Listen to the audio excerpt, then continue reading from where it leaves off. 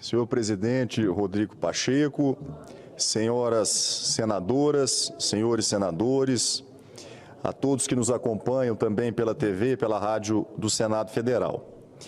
Eu tive, presidente Rodrigo Pacheco, durante esses 3 anos nessa legislatura do Senado Federal, o privilégio de ter 2 projetos de minha autoria aprovados pela Câmara dos Deputados, por esta Casa, o Senado Federal, e também sancionados pelo presidente da República.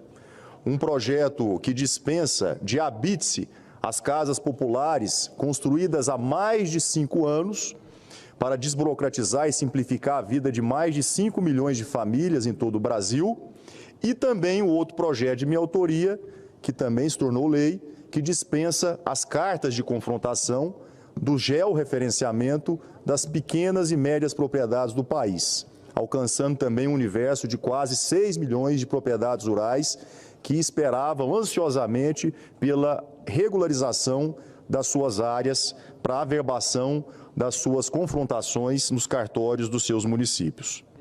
Mas eu tive também a honra, senhor presidente, de poder apresentar a esta Casa outros 3 projetos estratégicos para a economia do país e que também foram aprovados nesses últimos 2 anos e que, no momento, estão lá na Câmara dos Deputados, aguardando a pauta para também a sua deliberação.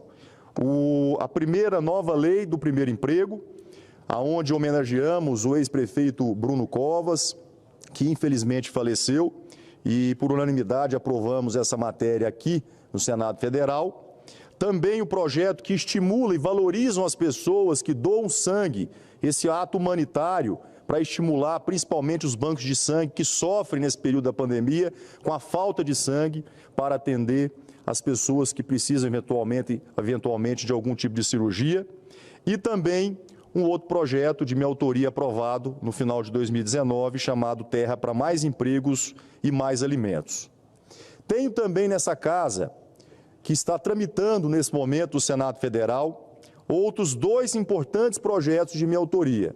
O projeto de lei ordinário número 510, que é um marco regulatório da regularização fundiária, que nós aguardamos há décadas para modernizar o nosso arcabouço jurídico atual, para simplificar o processo de titulação de áreas da União e que estão no domínio de proprietários privados há 10, 20, 30, 40 anos, aguardando a oportunidade de terem a sua propriedade reconhecida pelo país e por nossas leis. Tenho aqui também tramitando um projeto que reputo ser da maior importância para o setor turístico nacional.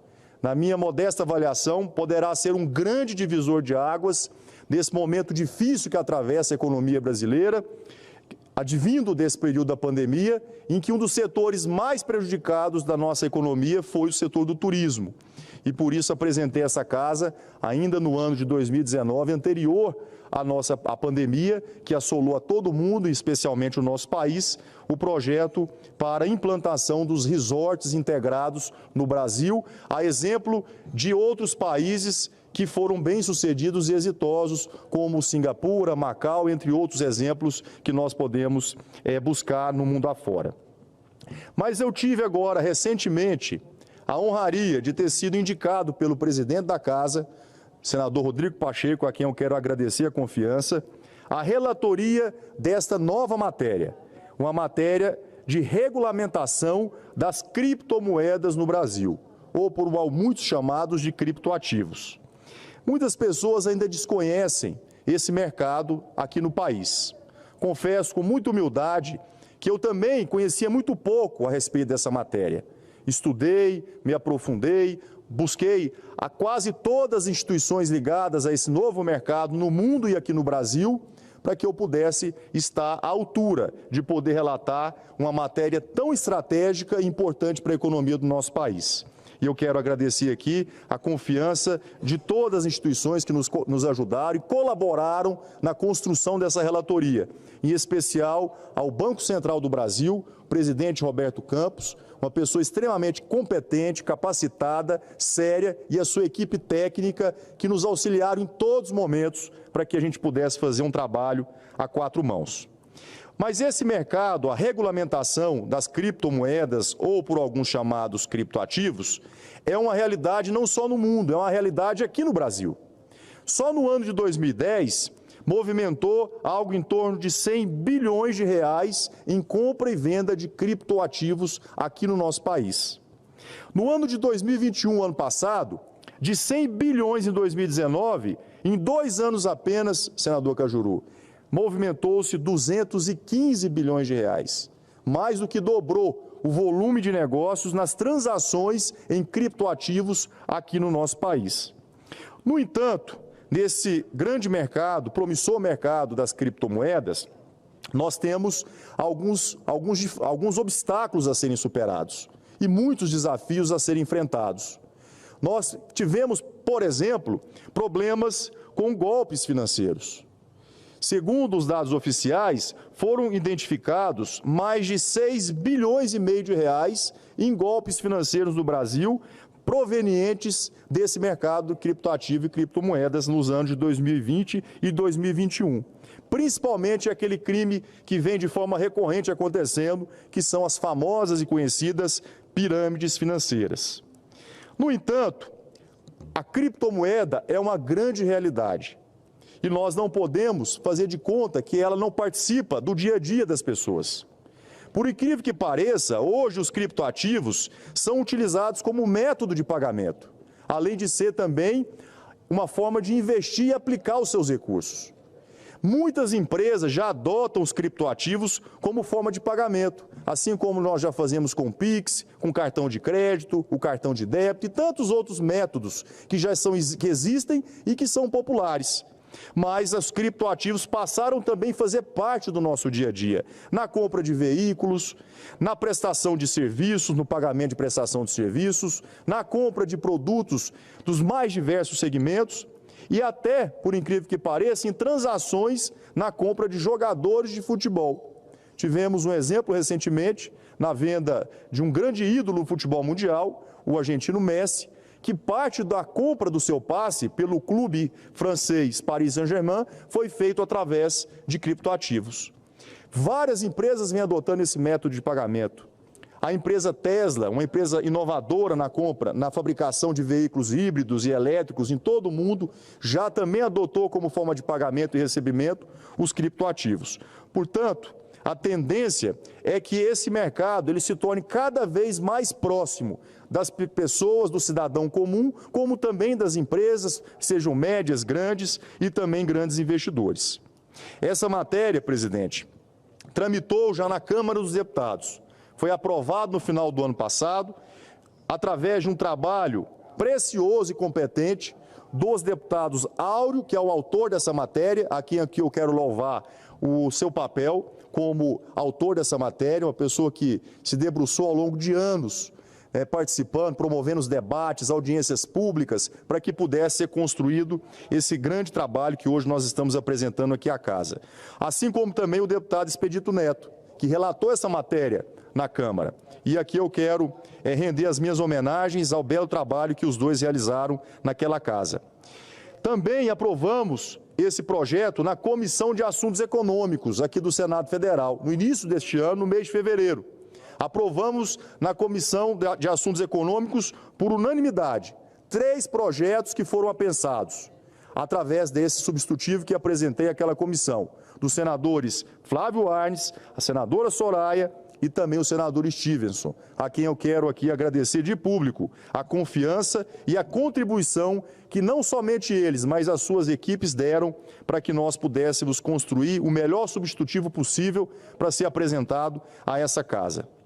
Hoje estamos aqui no plenário do Senado Federal, apresentando um texto consensual com a Câmara dos Deputados, fruto de um esforço e de um entendimento de que nós precisamos, o mais rapidamente possível, aprovar esse marco regulatório no Congresso Nacional e que ele possa ser brevemente sancionado pelo Presidente da República. Essa matéria, que hoje nós estamos aqui apenas lendo o relatório e que na semana que vem iremos deliberar o seu mérito, uma vez aprovados e conto com o apoiamento dos meus colegas senadores e senadoras, ele ainda será objeto de apreciação na Câmara dos Deputados, porque é a Casa Revisora. Nós recebemos, presidente, mais de 21 emendas de colegas senadores e senadores que contribuíram para que nós pudéssemos apresentar o projeto mais adequado à economia e a esse mercado novo e promissor, como eu disse e repito, a essa casa. Conseguimos avançar em vários pontos importantes. E aqui eu quero apenas me debruçar sobre 3 pontos mais relevantes que eu considero da maior importância nesse marco regulatório.